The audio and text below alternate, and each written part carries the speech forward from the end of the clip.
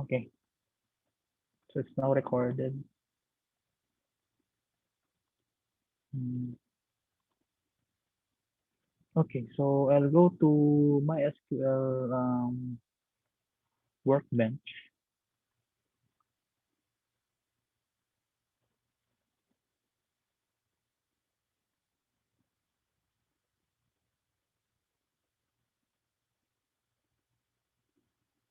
Okay, and this is the MySQL Workbench. Mm. Again, this is a graphical user interface for manipulating MySQL database system. Okay, I know some of you are working already with this database system with your PHP. Um, in this course, will be using MySQL with pb.net. Okay, so this is very similar to PHP my admin. So this is my user, the default user, and 59. Okay. Ano yung password na nito? There you go. So my password is Mike. Kalimutan ko.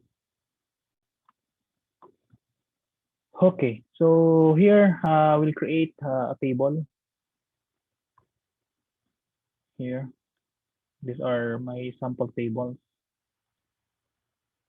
This button is refresh button. So to create a table, uh, just right click and create schema. Then the table name, um, let's say we'll create a system, event-driven programming database or DB. Then click OK.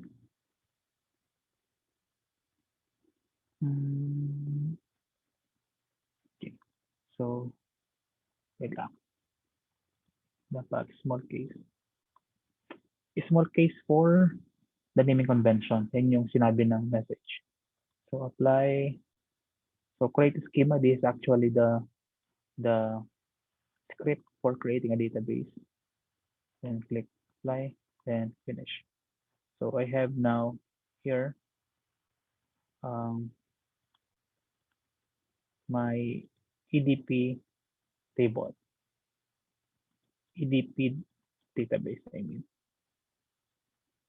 Okay, so if you want to drop or delete, we click this one. If you want to alter, this one.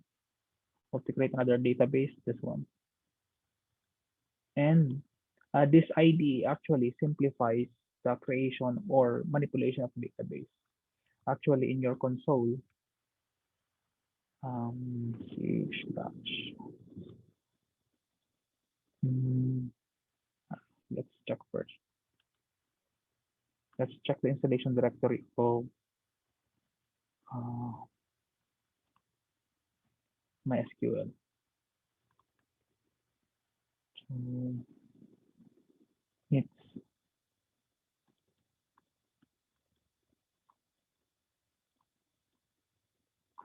tingnan natin.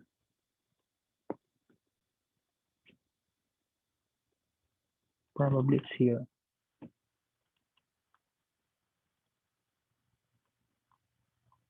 Okay. So I guess I have XAMPP in my laptop. So cd slash XAMPP slash MySQL slash bin MySQL dash h localhost su root dash p password is Mike. Could not be loaded MySQL.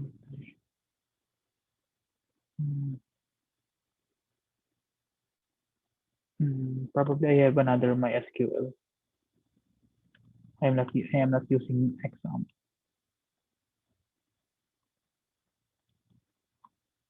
Here. Maybe I am. Okay. This one. Okay, this one.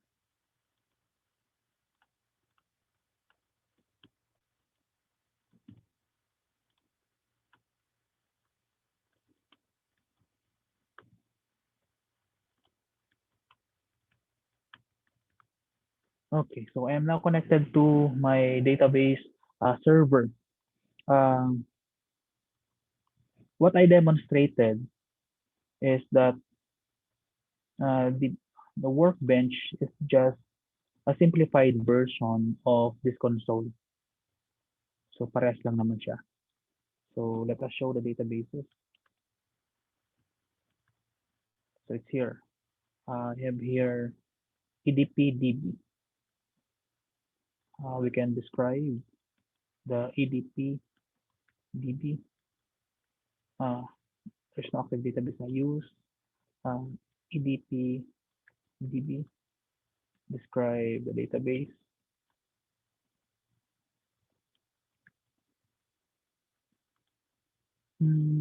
EDP-DB.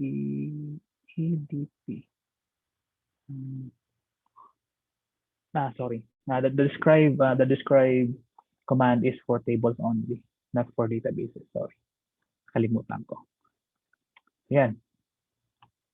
So let's now create a table in the database. So create table. Here the table name. Let's say this is our users table.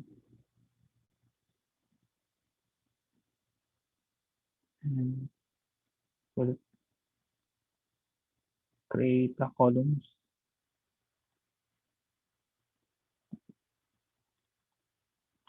Let's say this is the username.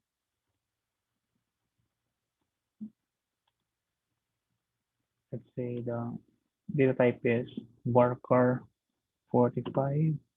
This will serve as the primary key, and NN not null. AI stands for auto increment. Since this is a string or variable character, uh, auto increment is not applicable. So say this is password. Let's say we have a long password. So data type would be long text. Long. Yeah. Okay, and this should be not null.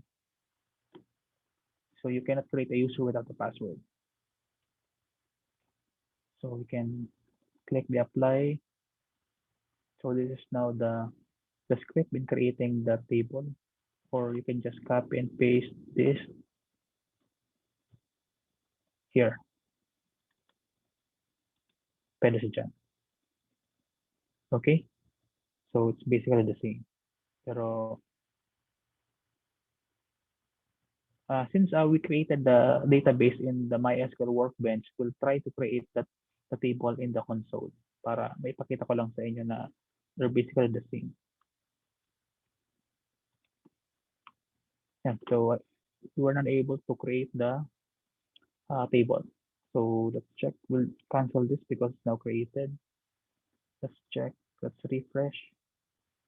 So I have now the users table. Okay, so username, password. So here we can now check the structure of the users table using the describe users. So we have two fields, username, password, and it will not accept null value. PRI stands for primary key for username, and the password data type is long text. Okay, so now we'll try to add records.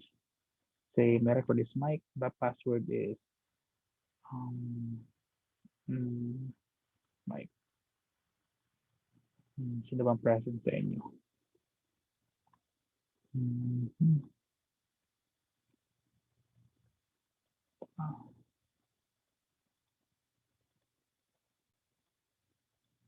anyone named Frances? Frances. Okay.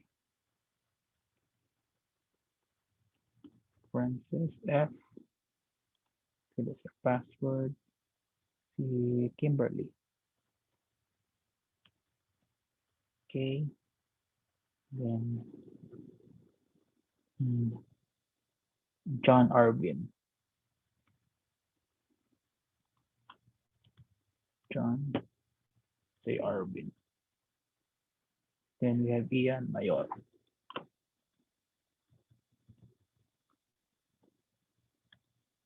And we have Nika Telumen. Nika Telumen. So we have now uh, 1, 2, 3, 4, 5, 6. Let's click apply. This is the query for inserting the record. Then apply, finish. So let's try the console. Select asterisk from users. So there you go. You have now 6 records. Okay. We set the username as a primary key. So if we add another record uh, with using Frances or John or any of this username, the database will not allow you to update or insert that record. So let's try. Insert into my users values. Let's say for Nika, password is Nika. Okay, so there's a message, the duplicate entry for Nika because the username is the primary key. Okay, so if you insert naman, let's say Nico, then there is no password.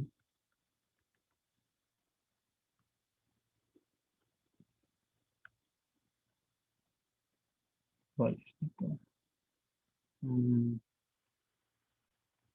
Username. Okay, so there is another error. The field password does not have a value because the username and password, the rules of our database, it should not contain null value because of this one. So alter table, this one, the NN. Since this is checked, it should not contain null value. So the username and password should have a value. Okay, so that is how easy creating table in the workbench. Kaya pinapagamit ko to sa inyo. Although if you are good in the console, it's basically the same. Ito lang pampasimple ng mga trabaho. Okay? So let us try to create queries. Say, select asterisk from users. So click this one. This is the execute selected query.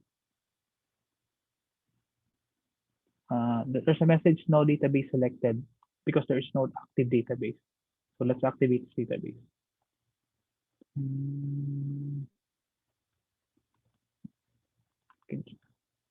Use EDP, EDP, underscore DB. Yan. So it's now active. Kita nyo, ano na siya. Letters are in bold. So put your cursor here, then click execute the selected portion. So there you go. Okay, so let's try to display the password in ascending order. So select, siguro palakihan ko yung text kasi masyadong maliit.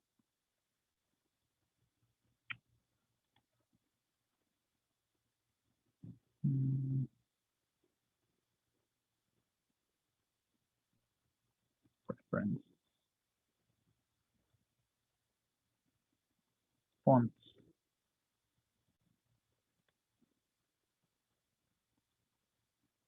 Global font.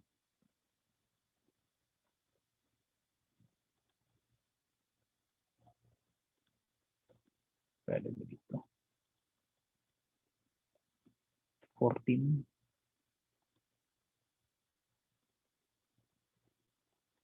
Yan, parang lumaki naman. Konti pa.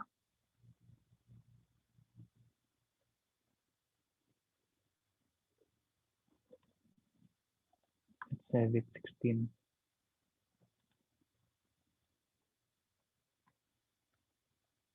Ah, 18 ah, 18.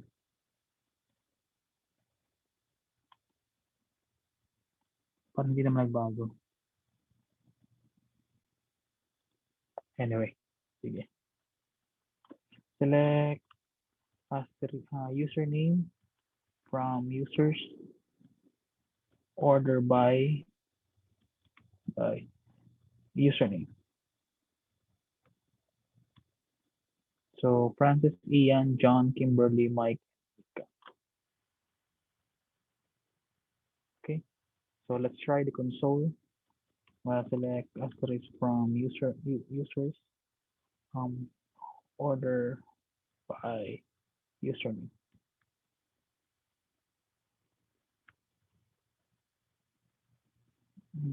So user. Okay. So the query is working. We are able to create our uh, table, the users table in our MySQL Workbench. Okay. So let's create another table that will serve as the logs table. We'll try to record every time the user log into the system, there is a logs record. So let's create a table here. Create table. Let's say this is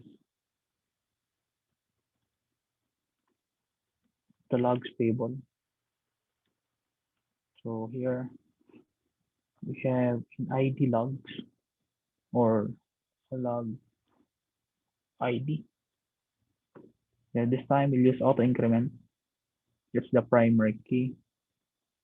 And we have here a username, which will serve as the foreign key to the users table.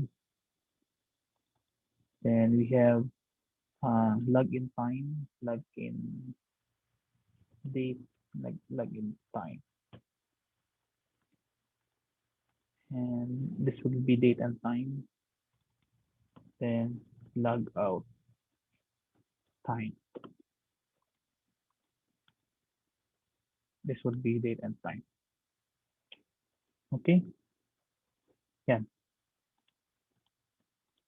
And the username should be connected with this users table. So we'll set this as a foreign key. And how you do that? How will you do that? We'll click this one, foreign key name, let's say FK user name, and it is reference to users table, the username. And these are the constraints, foreign key options. The every time you update the users table, the logs table should be affected, or there should be cascading of updates.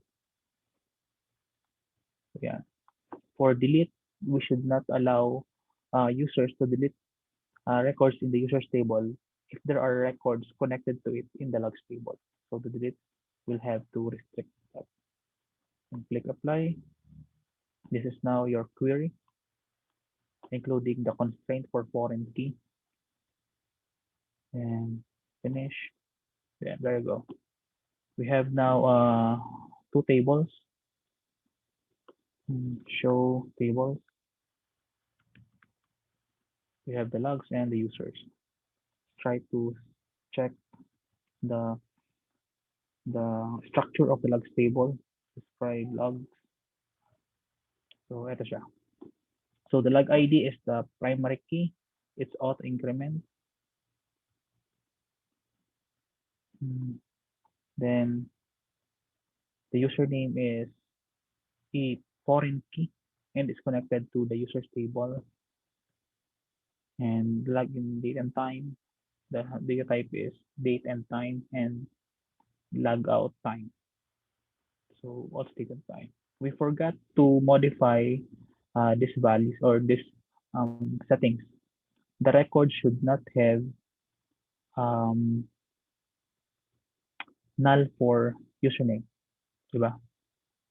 Also login.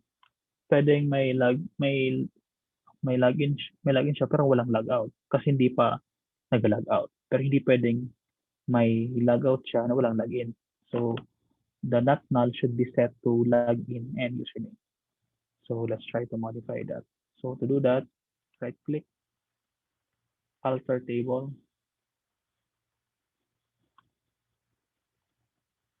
So here username, let's check the not null in and login not null.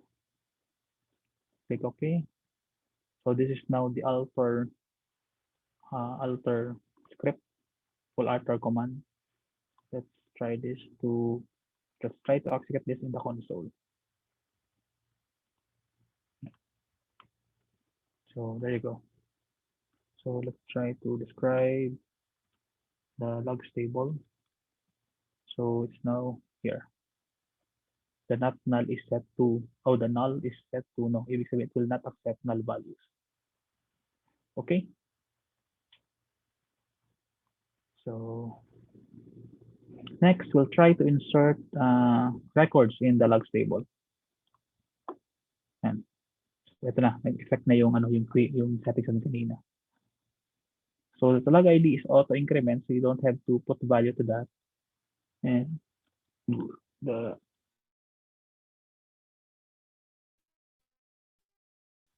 to the users table, the login time,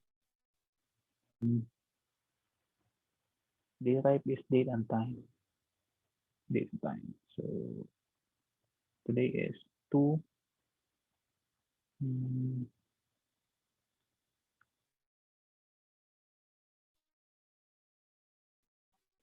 20 21 10 days 10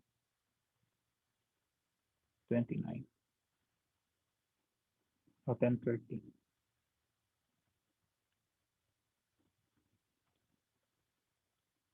Yeah, so let's try to apply. Okay. So I have here the query. There was an error, insert into EDP, incorrect date and time value. Again, let's go on. So the format is incorrect. Let's try to Google format, date and time format, MySQL.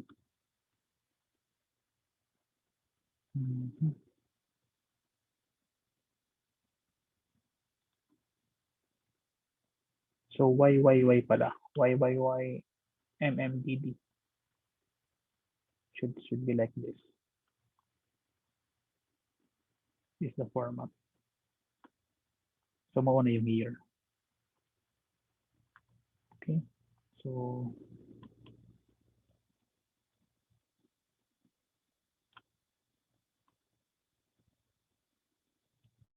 so 2021.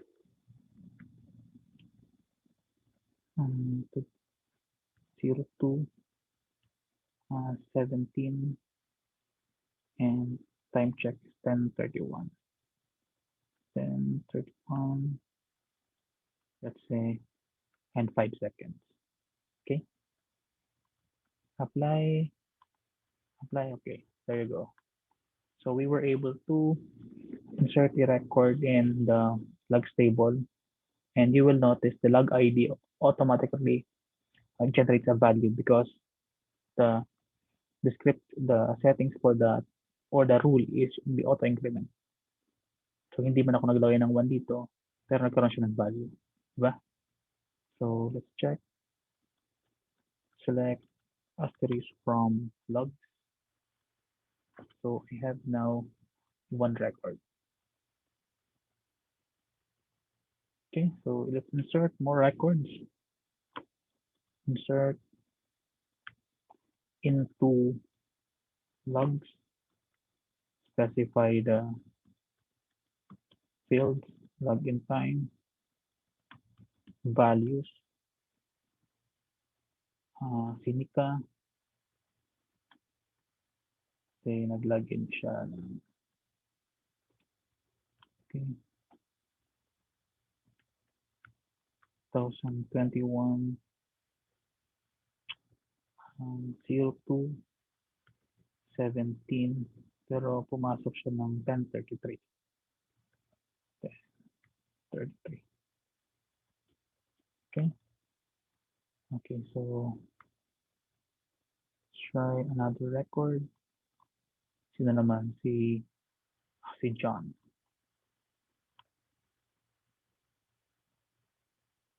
Si John, let's say, pumasok siya ng 11 o'clock, 11:30.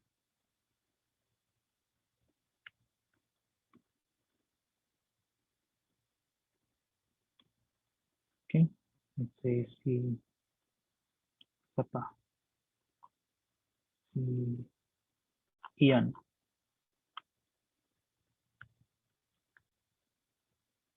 Okay, pumasok siya ng 9:09.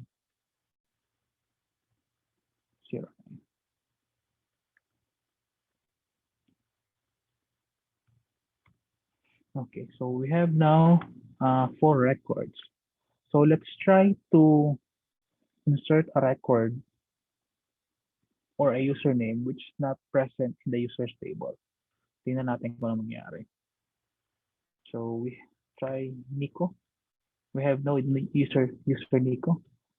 So there's an error because we have set a foreign key constraint.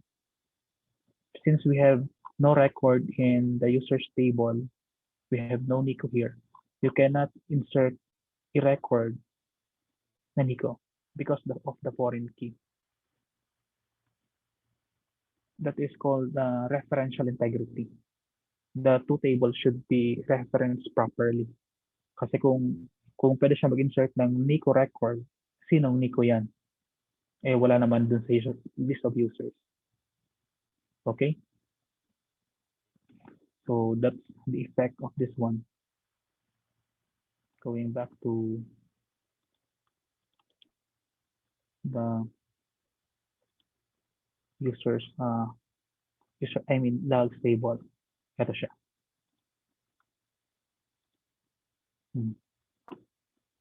The foreign key because of this. Although hindi pa natin ito na-demonstrate. Pero later i-demonstrate natin. Okay. So next, what's the meaning of this cascade and restrict? Let's try the restrict. So on delete, there's a restrict foreign key option or rule. So ibig sabihin yan, hindi ka pwede mag-delete sa users table kung may record siya sa logs. So select asterisk from users. So we have here Francis, John. Okay, ang may record dito sa logs table si John. So let's try to delete John.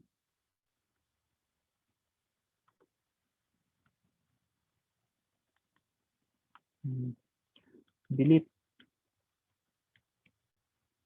from users where username is equals to John.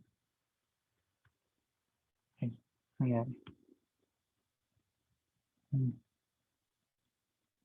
Delete from user. Sorry, username. Okay, again, the MySQL did not allow you to delete that record because John has a record in the logs table. That's the referential integrity rule. Kasi kung i-delete mo si John dito sa users table, si John, sino itong John na nasa logs table? So hindi niya malalaman kung sino yan na John. So there will be inconsistency of data. So, but if we try to delete Frances, since wala namang record si Frances sa logs table, the MySQL database will allow to delete that. So let's try. So Frances user is deleted. So select asterisk from users. So wala na si Frances. Okay.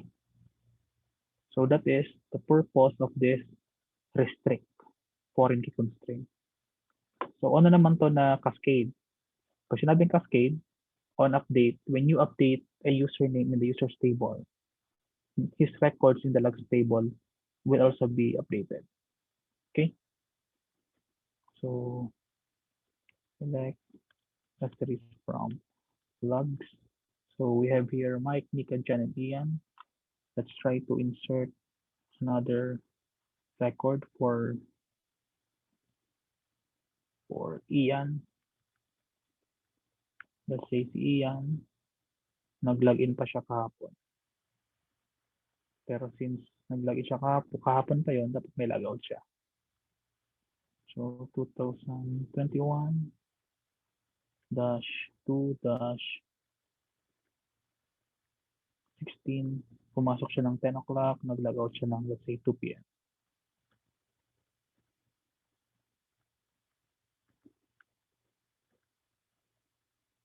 Insert into username values Ian. Column doesn't match because we did not specify the logout time. Logout time.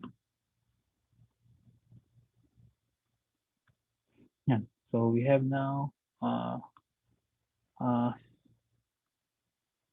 records.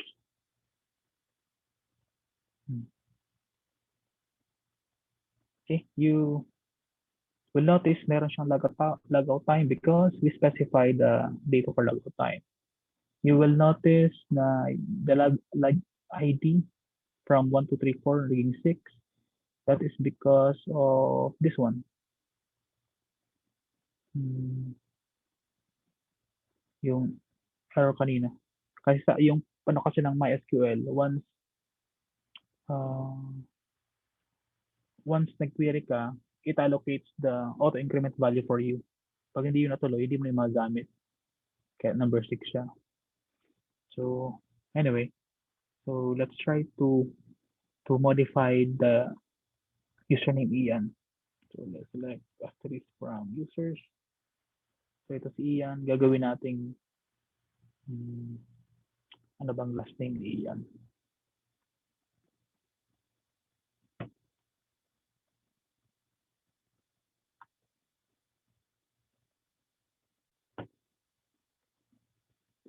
Wala to si Ian dito. Ian Andrew. Okay, Ian Andrew. So dito natin siya gawin sa workbench.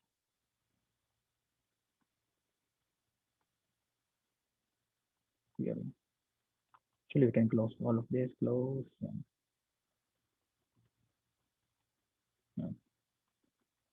Update users. Set username is equals to Ian Andrew.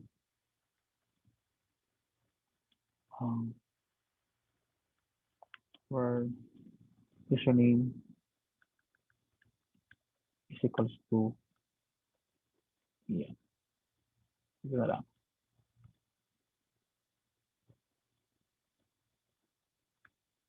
Update user set username equals to Ian Andrew, where username equals to Ian. So let's click this one, or we can just put here the course tool and control enter. Ganun. Okay, ito na siya. 1 rows affected. Okay, so let's check. Select asterisk from users. So Ian Andrew na siya. So let's check the logs table. Select asterisk from logs. Look at this. So we have now Ian Andrew. Wala na si Ian. And the 2 records were updated. That is the purpose of the cascade.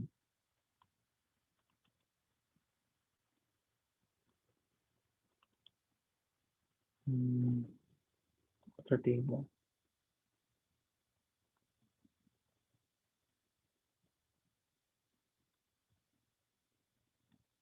This one. Okay. So we are now able to create our database. So meron na tayong, di ba sa project nyo, you will have to choose or to think of an information system na gusto nyong gawin. And syempre, unang gagawin yung database. And so, and after that, you'll create an application program for that using VB.NET. So, inuna ko lang to because my installer is still updating. Parang na-update na. Yeah, na-update na. So, i-launch na natin. Yeah. So, while launching, before I continue with my discussion, so, any question? May question ba? Naintindihan ba yung ginawa ko?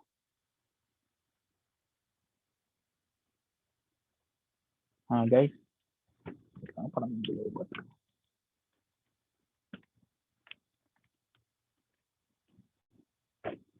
Any question? Any reaction from the group?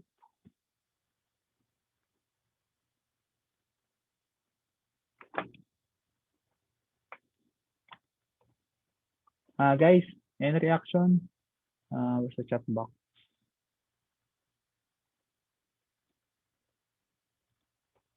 None po, sir. Okay. So, naintindihan. Okay. So, eto na.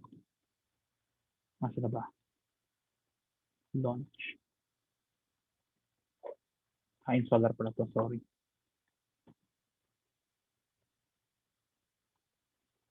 So, let me again share my screen. Okay. Visual Studio 2019. Yeah. So, we'll create here a new project.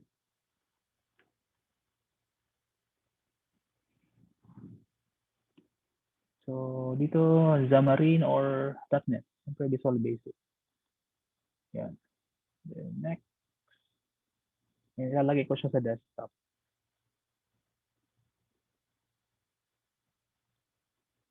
And I will create folder, say EDP project.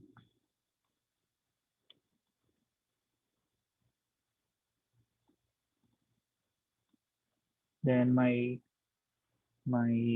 project name would be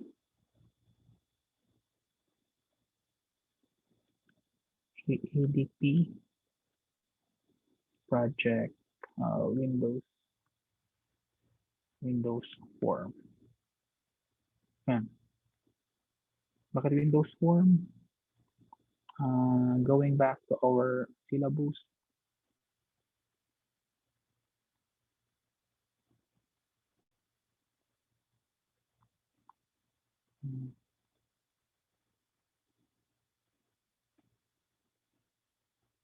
This is what I am trying to do.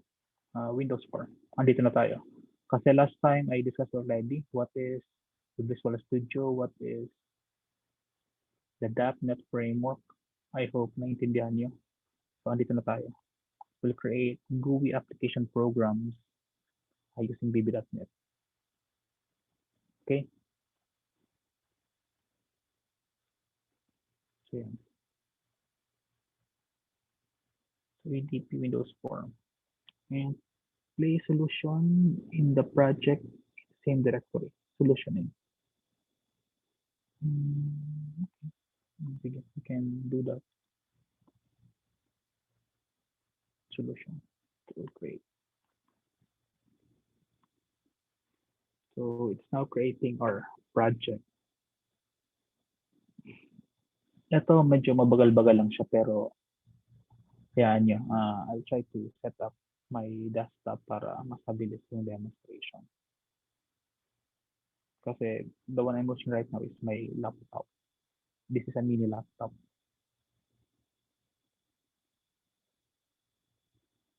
Yun. So,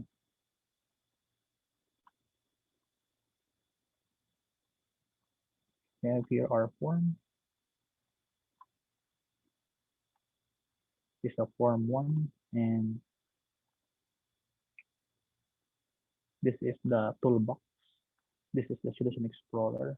This is the Properties window, and this one is the Error List window. Okay, so first is I need to rename my form. I want it to be login form. Press enter. So, meron akong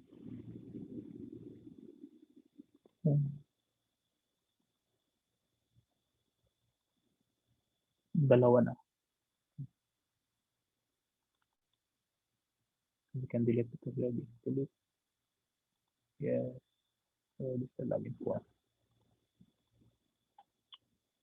Okay, next is to set the properties of this form.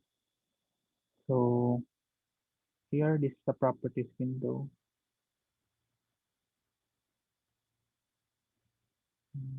So, kung meron ito eh.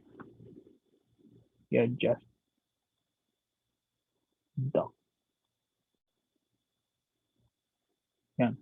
Properties window. So, I need to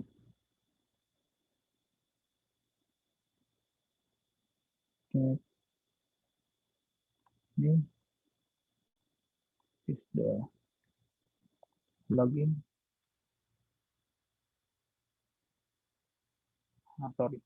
Login form. The text.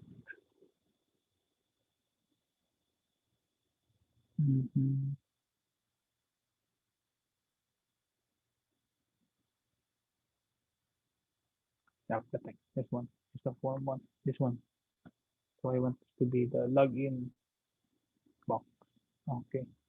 And I will set, I will try to run the program first. Run.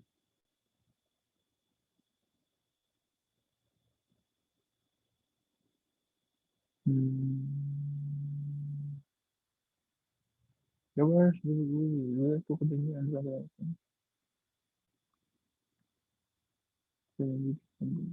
for the bug profile list. That is this.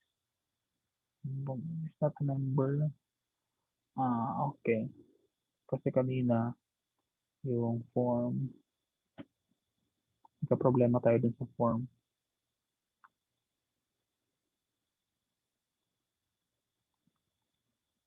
Not a number, form 1. Hindi nag-update yung ano niya, dependency because of the name. Sige. Delete natin to. Let's create another form.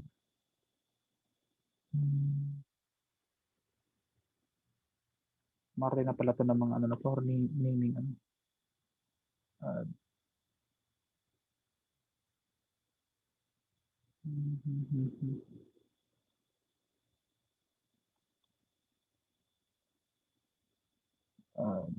A form.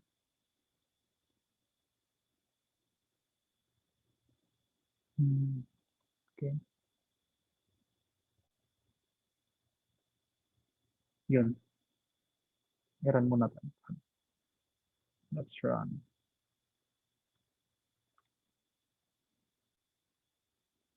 Yan. So, yan, working. This is the form.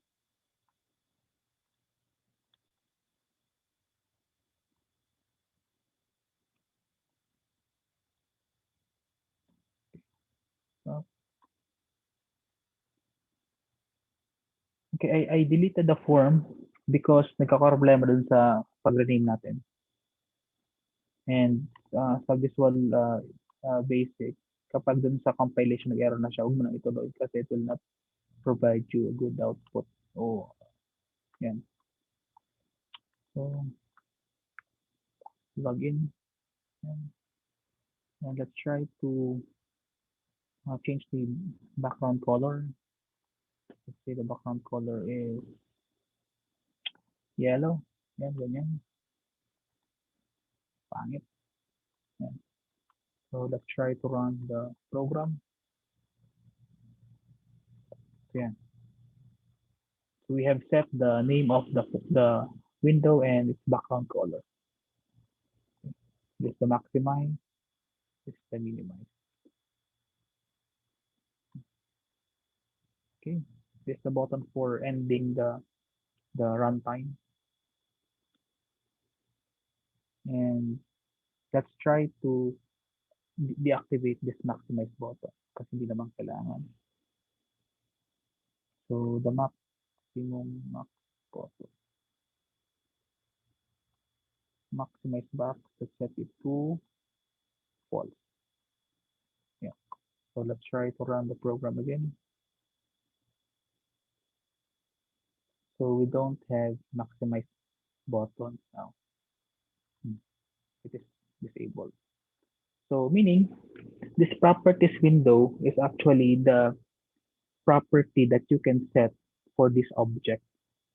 This is already object oriented. Kasi di ba yung object meron siyang event, meron siyang method, meron siyang properties. Okay, so this is now the properties. Okay, so dara yung kulay kasi ang pangit ng kulay. Yung kulay dito, by default, button face. Yan. So let's create now a simple login form. So this is my button.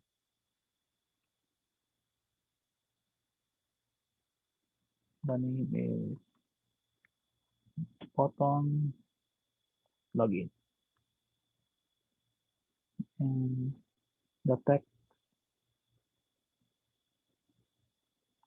is login. Create another button. This is the console button. And the name of that button is btn console. I am setting up the name of the object for readability. Kasi mahirap pong lahat ng buttons mo na kay button 1, button 2, button 3. Mahirap yun i-manage. So, dapat descriptive. So, this one is btn cancel while this one is btn login. Okay?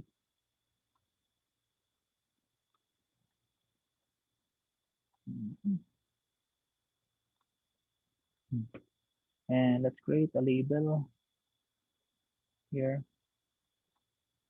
Okay, this is okay lang sa label kasi hindi mo naman siya i-program. Oh, anyway, palitan pa rin natin. LBL username and the text should be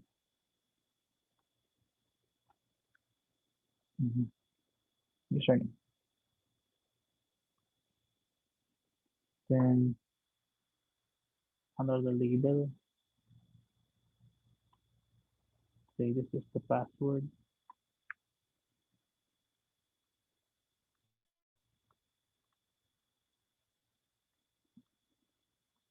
Then the name should be LBL password. Then we create a text box.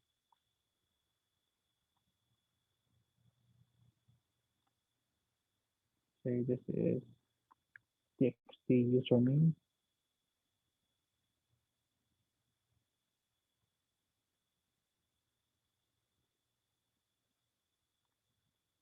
Other text box. This is the txt password. Okay, parang may nag-comment sa chat. Okay, stop ko muna. Yep, ano yan? None po, sir. Okay. So, can I continue my discussion, my demonstration?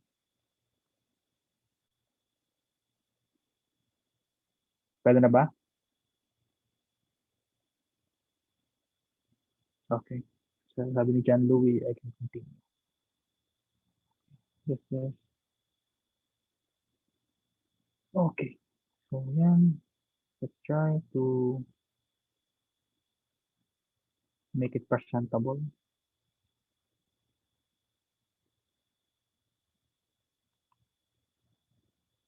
Bagal. Save muna natin. Save.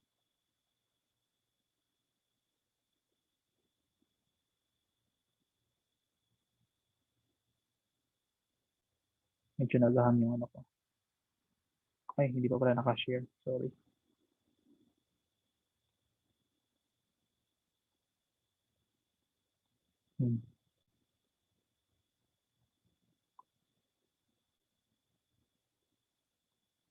Close natin yung ibang app para magana siya. Bumilis-bilis.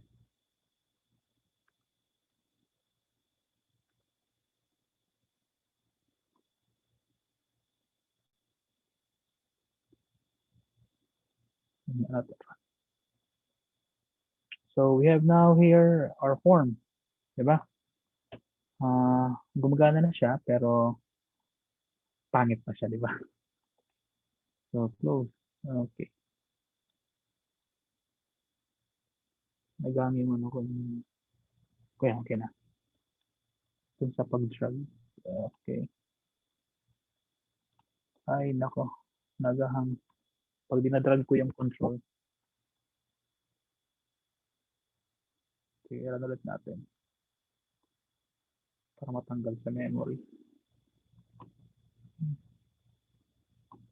Okay, close. Yan. Tagal.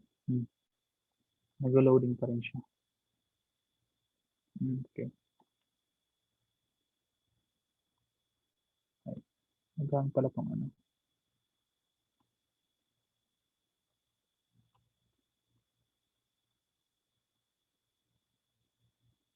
Yan, there you go.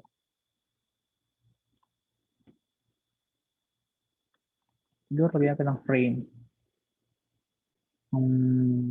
Frame. Containers. Group box na lang.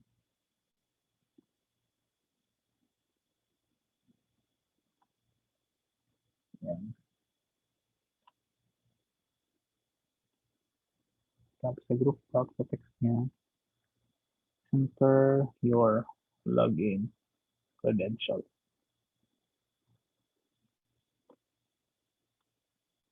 Yan. Saburan natin. Yan. Medyo maganda-ganda na siya. Okay.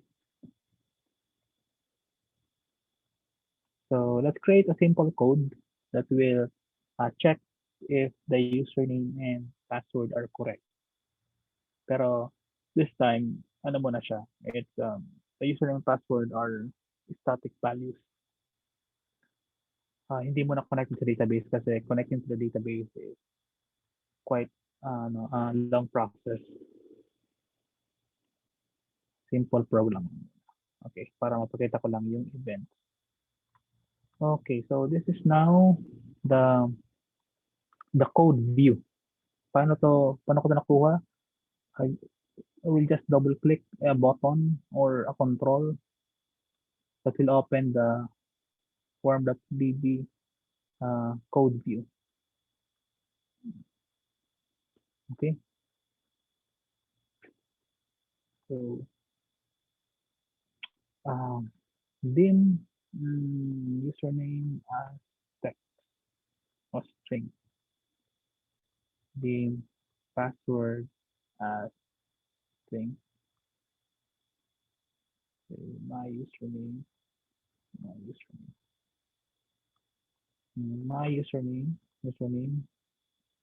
is equals to the admin.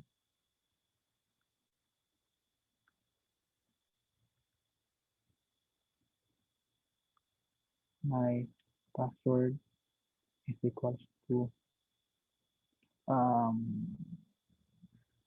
1, 2, 3, 4. Okay. Then if me.txt username point text is equals to my username and me.txt password of text equals to my password. And then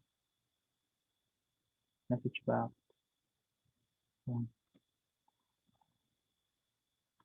Welcome.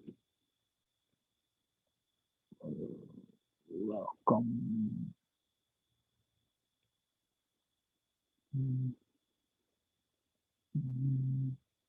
Me.txt listening context.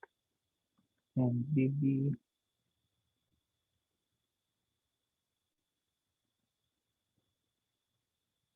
hanap tayo ng exclamation point.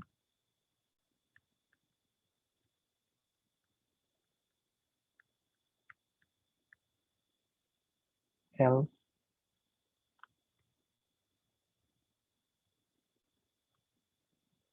message box valid username or password. This one, BB, these are default values. Ito yung itsura ng message box. Parang exclamation dapat dito ata. Exclamation. So,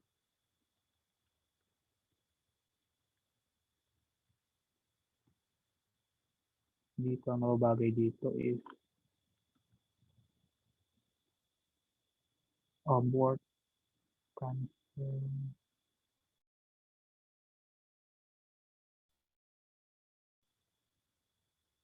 Let's try the net na lang. Okay.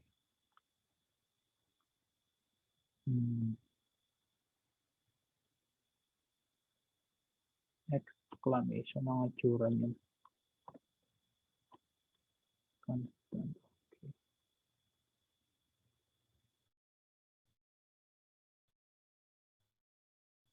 Okay. Ito yung mas okay.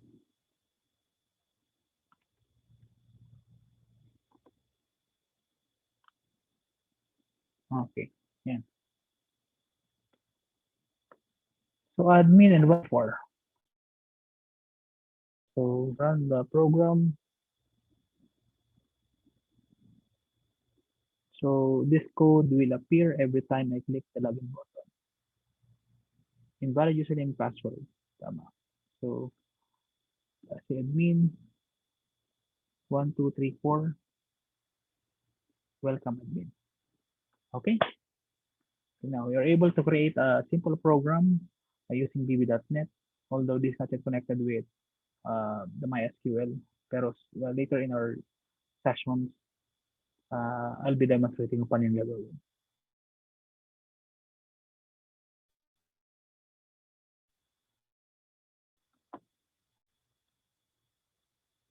Yan, nag-hang naman siya. We need to me.close. Yan. Me stands for the form. This one close, these are the the methods of the form. So ibig sabihin, itong close na to is a method of the form. And that will close the form. Okay?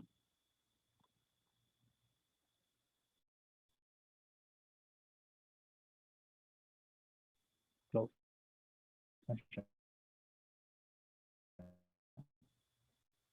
So, any question with my demonstration? I've used a simple if structure with bb.net if else. So mabilis lang, di ba? So in 1 hour, actually you can create an application, a complicated application with bb.net because programming here is a lot easier compared to other programming languages. And the syntax is very English-like. So may question ba?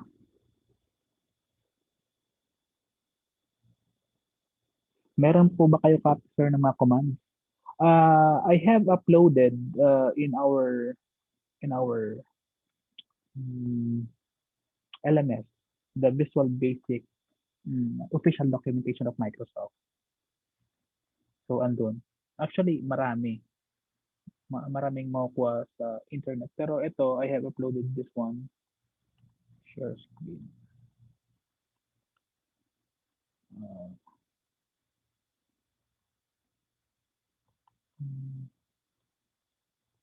learn.map.com.ph. This one. This is the Visual Basic documentation. So, ito na lahat ng code na hinahanap nyo. Pero for example ng if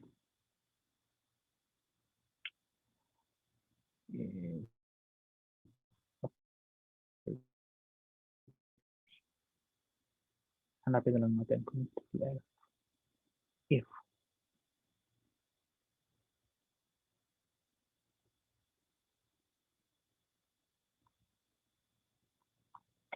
hanap tayo control structure.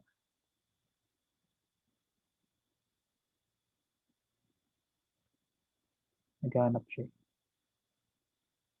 Hindi siya na dito kasi I need to download.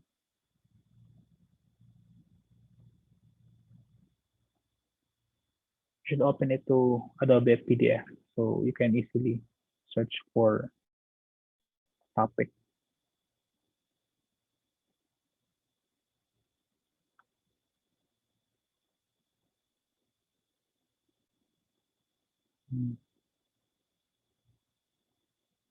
Yan.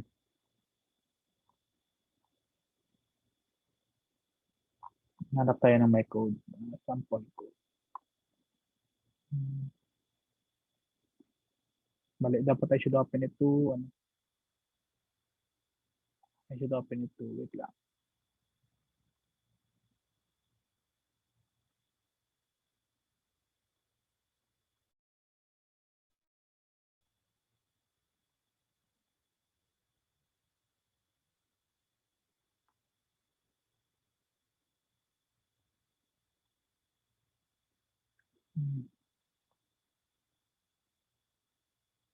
Operators. Example this one. This is a sample code for if statement. For loop. For each number as integer in some numbers, console next. Ganyan. So another one.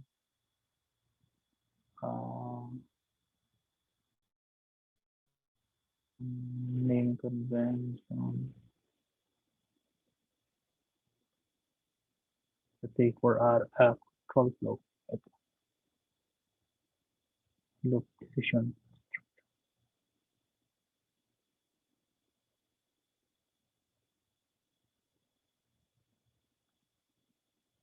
And so this is the if statement.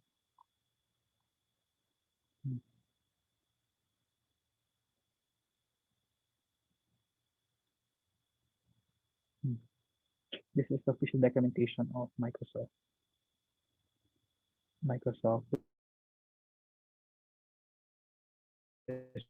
On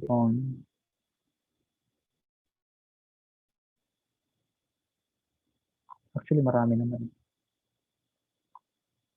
Kung gusto niyo sample code.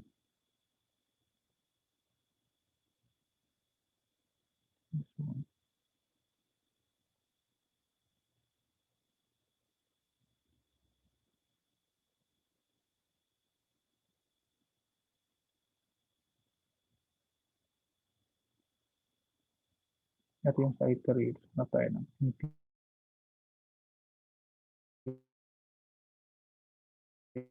if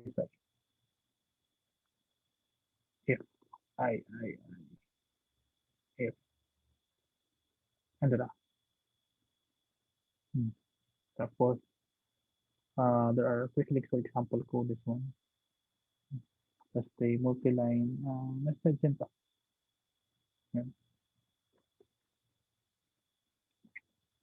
Okay. So that's the official documentation. Or you can actually search the net.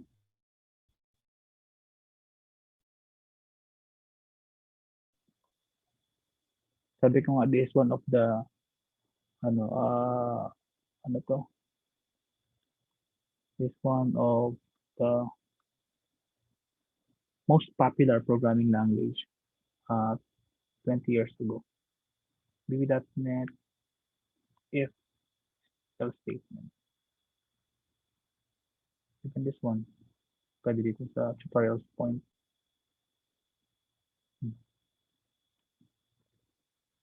Okay, yung kulay green, ano yan? Ano to?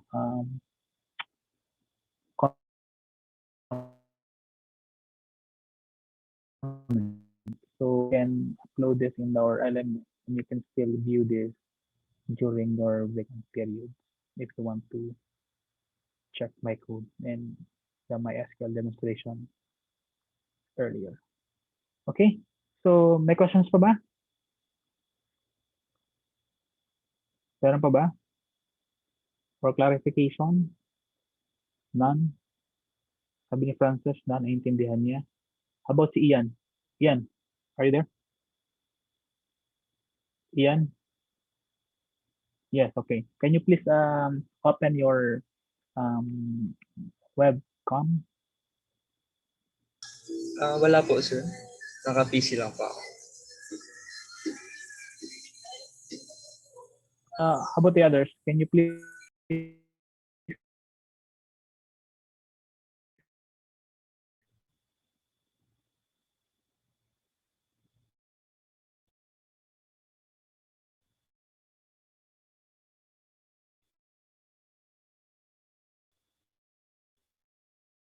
lang and it is just 1 hour na lang, man lang per week. I'll give you ample time to do your project. Kasi yung mga requirements ko, for example, login module, gagawin ko rin para sa inyo. Ang gagawin niyo na lang yung um, main module of your project, yung transaction sa inyo. How about the others? Where are your camera? Activate your camera. Yeah, Nika. Yes. Francis. Okay, hi, Francis. Si, how are you? John Arvin. Ana, nice to see you. Louis John. Yeah. How about Francis Shelwin? Jade Chan. Where are you, people? Okay. Si Jean Kalya. Shelwin. Yep.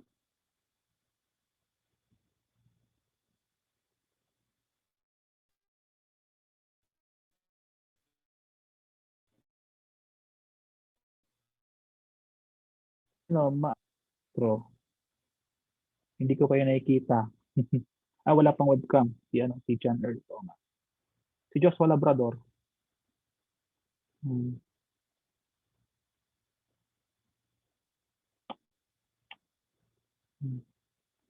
So anyway, so walang kaming iba. Anyway, so may ano pa ba? May clarifications or any questions before I end this session?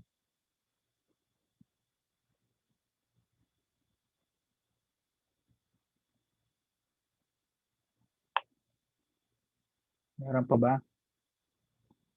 So kung wala na, kung wala nang clarification, can you please send thumbs up dun sa ano? Sa Yep, okay. Okay. Okay. Okay. So, John Labrador, andyan ka pero parang wala ka. Okay, andyan. Okay, thumbs up. Okay, so thank you for attending this class. See you and start working on your project. Okay, bye-bye.